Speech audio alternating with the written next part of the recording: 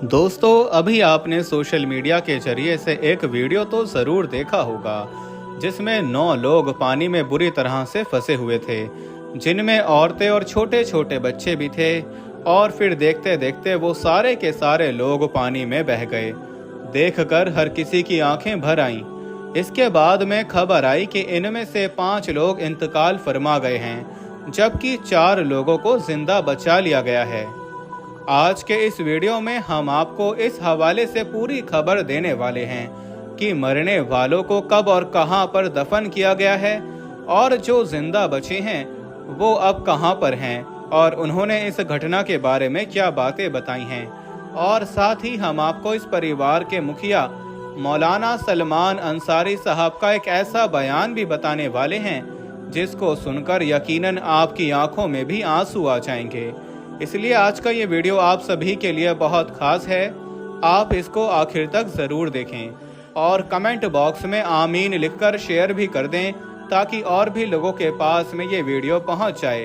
तो चलिए दोस्तों, शुरू करते हैं। दोस्तों, सबसे पहले तो हम आपको बता दें कि हाल ही में लोनावला डैम पर जिन लोगों के साथ में ये घटना घटी है, ये मौलाना सलमान अंसारी साहब का परिवार था, और ये लोग उत्तर प्रदेश के बिजनौर शहर के रहने वाले थे। 28 तारीख को पूना में इनके किसी रिश्तेदार की यहाँ पर शादी थी, इसलिए ये लोग 27 तारीख को ही शादी अटेंड करने के लिए पूना में पहुँच गए थे। जहाँ पर 28 तारीख को शादी थी और 29 तारीख को वलीमा था। ये लोग उसमें शामिल हो जाते हैं और फिर ये लोग वहाँ पर घूमने फिरने का प्लान बनाते हैं। दोस्तों, हम आपको बता दें कि मुंबई में वैसे तो घूमने फिरने के लिए और भी बहुत सी खास जगह हैं, लेकिन बारिश के मौसम में यहाँ पर लोनावला डैम सबसे ज़्यादा फेमस है, क्योंकि ये डैम चारों ओर से पहाड़ियों से घिरा हुआ है और यहाँ की पहाड़ियों का नज़ारा बारिश के मौसम में और भी ज़्यादा खूबसूरत हो जाता है। इसलिए दुनिया भर से लोग यहाँ पर घूमने फिरने के लिए और एंजॉय करने के लिए आते हैं। बस इसी वजह से इन लोगों ने भी यहाँ पर घूमने फिरने का प्लान बनाया और 30 तारीख को ये लोग लोनावला पहाड़ियों पर पहुँच गए। उस वक्त ये टोटल 17 लोग थे जो यहाँ पर घूमने फिरने के लिए आए थे। दोस्तों, यहाँ पर हम आपको एक बात और बता दें कि अब हमारी आंखों के सामने इतनी बड़ी घटना घट गई है, इसलिए अब हम लोग सचेत हो सकते हैं। लेकिन इस बात को ये लोग नहीं जानते थे कि उनके साथ में ऐसा भी हो सकता है, इसलिए शायद ये लोग धोखा खा गए और सब के सब पानी के भाव में फंस गए। खैर दोस्तों, जब ये लोग इस झरने पर पहुंचे तो उस वक्त यहाँ का नज़ारा बिल्कुल नॉर्मल था और झरने से गिरने वाला पानी भी बिल्कुल शांत था, यानी कि झरने का पानी भी धीरे धीरे बह रहा था। मतलब कि उस वक्त यहाँ का नज़ारा ऐसा था कि जो भी कोई देखता तो वो यही सोचता कि वो भी यहाँ पर एक बार ज़रूर पहुँच जाए।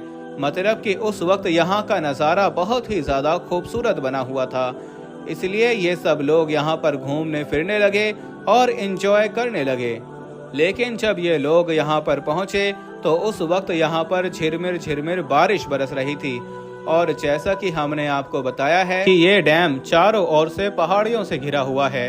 जब यहाँ पर बारिश होती है तो फिर पूरी पहाड़ियों का पानी एक जगह पर इकट्ठा होकर एक ही साथ में गिरता है और झरने के रूप में बहने लगता है। और आपको मालूम है कि यहाँ पर चारों तरफ पहाड़ियाँ हैं, अगर यहाँ पर थोड़ी सी भी बारिश हो जाए तब भी बहुत सारा पानी इकट्ठा हो जाता है, और साथ ही इतनी ऊंचाई से गिरने की वजह से पानी की रफ्तार भी बहुत ज़्यादा तेज़ हो जाती है। बस इसी बात को ये लोग समझ नहीं पाए और धोखा खा गए। खैर, इसके बाद में ये 17 के 17 लोग यहाँ पर घूमने फिरने लगे और मौज मस्ती करने लगे। उस वक्त झरने का पानी धीरे धीरे बह रहा था, इसलिए इनमें से 10 लोग घूमते फिरते इस झरने तक पहुँच गए। झरने पर जाने से पहले इन लोगों ने अपने जूते चप्पल भी एक तरफ उतार दिए थे और फिर जाकर एक बड़ी सी चट्टान पर बैठ गए। उस वक्त इन लोगों में मौलाना सलमान अंसारी साहब खुद भी थे, लेकिन फिर थोड़ी देर रुकने के बाद मौलाना सलमान अंसारी साहब झरने से बाहर आ गए। तभी पानी का बहाव तेज हो जाता है। मौलाना साहब बताते हैं कि मुझे झरने से बाहर आए हुए 1 मिनट भी नहीं होती है कि इतने में ही पानी का बहाव बहुत तेज हो जाता है। पानी की रफ्तार इतनी ज़्यादा तेज हो जाती है कि उसे देखकर मेरे दिमाग ने काम करना ही बंद कर दिया था। अब मेरी आंखों के सामने मेरी बीवी, मेरे बच्चे, मेरे साला और साली सब चीखने लगे और मुझे मदद के लिए पुकारने लगे। लेकिन उस वक्त मैं इतना बेबस और लाचार हो गया था कि मैं चाहकर भी अपने घर वालों की मदद नहीं कर सका। हालांकि उस वक्त मैंने पानी में जाने की बहुत कोशिश की, लेकिन बाहर खड़े हुए मेरे रिश्तेदारों ने मुझे ये कहकर पानी के अंदर नहीं जाने दिया कि अगर तुम इस पानी के अंदर जाओगे तो तुम इन लोगों तक नहीं पहुंच पाओगे, इससे पहले ही तुम इस पानी में बह जाओगे। इसके बाद हम सब ने पेड़ की टहनियों को तोड़ना शुरू कर दिया और फिर एक टहनी तोड़कर उनकी तरफ फेंकी भी थी, मगर वो उन लोगों तक नहीं पहुंच पाई और इस तरह से हम लोग अपने इस काम में भी सफल नहीं हो सके। इसके बाद भी हमने उन्हें बचाने की बहुत कोशिश की, मगर हम कामयाब नहीं हो सके और आखिरकार फिर मेरी आंखों के सामने ही मेरे सारे घर वाले पानी में बहते चले गए। खैर दोस्तों, फिर जब पानी का बहाव बहुत तेज हो गया और जब इन लोगों की हिम्मत टूट गई तो फिर इन लोगों ने एक एक करके बहना शुरू कर दिया। इनमें से सबसे पहले ये औरत, जिसके हाथ में एक 1.5 साल का बच्चा था, ये औरत अपने बच्चे समेत गिर जाती है और फिर देखते देखते पानी में बह जाती है। इसके बाद में ये 13 साल की बच्ची गिरती है और पानी में बह जाती है। इसके बाद में फिर सब एक साथ में लड़खड़ाते हैं और देखते देखते सब के सब पानी के बहाव में बह जाते हैं। टोटल ये 9 लोग थे जो पानी में बहे थे। इनमें से एक 1.5 साल का बच्चा, एक इस बच्चे की माँ, एक 4 साल का बच्चा, एक 13 साल की बच्ची और एक साली। ये 5 लोग तो अल्लाह के प्यारे हो गए, यानी कि इंतकाल फरमा गए, और जो 4 लोग थे जिनको जिंदा बचा लिया गया। अब आपके दिमाग में एक सवाल आ रहा होगा कि जब पानी का बहाव इतना ज़्यादा तेज था और आगे जाकर ये पानी चारों तरफ से मिलकर और भी ज़्यादा तेज हो जाता है, तो फिर आखिर ये 4 लोग जिंदा कैसे बचे? तो दोस्तों, हम आपको बता दें कि ये 9 लोग जिस झरने के पानी के साथ में बहे थे, ये झरना आगे जाकर 2 जगहों में डिवाइड होता है। एक तो सीधा जाकर पानी डैम में गिरता है, जहां से बच पाना मुश्किल है। इनमें से 5 लोग जिनका इंतकाल हो गया है, वो तो सीधा जाकर डैम के पानी में गिर गए थे, मगर यह 4 लोग जो जिंदा बचे हैं, इनकी किस्मत अच्छी थी। ये दूसरी तरफ टर्न कर गए और ऐसी जगह पर जाकर गिर गए जहां पर पानी का बहाव बहुत कम हो जाता है, इसलिए फिर ये 4 लोग जिंदा बचा लिए गए। अब आप सोच रहे होंगे कि ये जो 4 लोग जिंदा बचे हैं वो इस वक्त कैसे हैं और कहां पर हैं।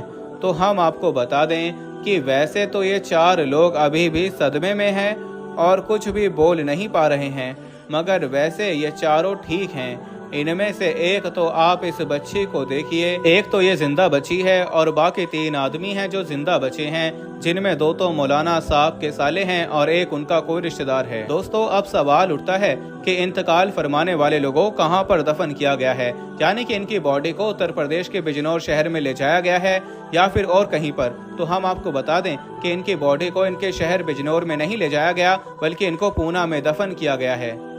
दोस्तों, फिर जब इस घटना के बारे में मौलाना साहब से पूछा गया तो उन्होंने इस बारे में जो कुछ बताया उसको सुनकर आपकी आंखों में भी आंसू आ जाएंगे। इस बारे में बताते हुए मौलाना साहब फूट फूट कर रोने लगे थे।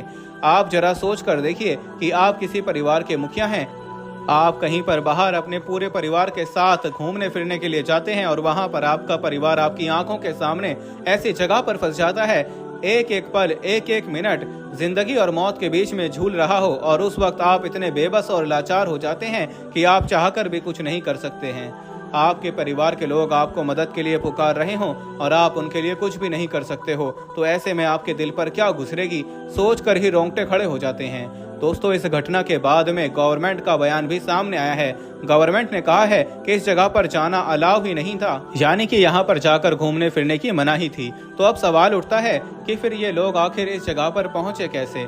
और दूसरी बात ये कि अगर किसी जगह पर जाना मना होता है तो फिर वहाँ पर बोर्ड लगाए जाते हैं, या फिर उस जगह की तारों से घेराबंदी की जाती है, या फिर ऐसी जगह पर सिक्योरिटी गार्ड लगाए जाते हैं। लेकिन यहाँ पर तो ऐसा कोई भी इंतजाम नहीं किया गया था। फिर हम कैसे माने कि इस जगह पर जाना मना था, मगर सरकार की तरफ से ये कहना है कि ये सारे लोग यहाँ पर छुप कर पहुंचे थे। खैर, इस घटना को लेकर अब लोग तरह तरह की बातें कर रहे हैं। कोई कह रहा है कि इसमें इस परिवार की गलती थी जो ऐसी जगह पर बारिश के मौसम में घूमने फिरने के लिए चले गई। वहीं पर कुछ लोग कहते हैं कि इसमें सरकार की गलती थी, सरकार ने यहाँ पर कोई इंतजाम नहीं कर रहा था। तो इस हवाले से हम आपको बता दें कि इसमें ना ही इस परिवार की गलती थी और ना ही इसमें सरकार की गलती थी, बल्कि इन लोगों की जिंदगी इतनी ही थी, बस अल्लाह को यही मंजूर था। इसी बहाने से इन लोगों की मौत लिखी हुई थी। मगर हाँ, इस घटना से हमें ये सबक जरूर मिलता है कि जब कभी भी हम अपने पूरे परिवार के साथ घूमने फिरने के लिए जाएं तो आग और पानी से हमेशा दूर रहें और रिस्क वाली जगह पर कभी भी घूमने फिरने के लिए ना जाएं। अल्लाह ताला से दुआ है कि अल्लाह पाक इन सब के तमाम छोटे बड़े गुनाहों को माफ फरमाए और इनको जन्नतुल फिरदौस में आला से आला मुकाम अता फरमाए और इनके घर वालों को सब्र करने की तौफीक अता फरमाए। आमीन, अल्लाहुम्मा आमीन। एक बार आप भी कमेंट बॉक्स में आमीन जरूर लिख दें। आपका वीडियो देखने के लिए बहुत बहुत शुक्रिया।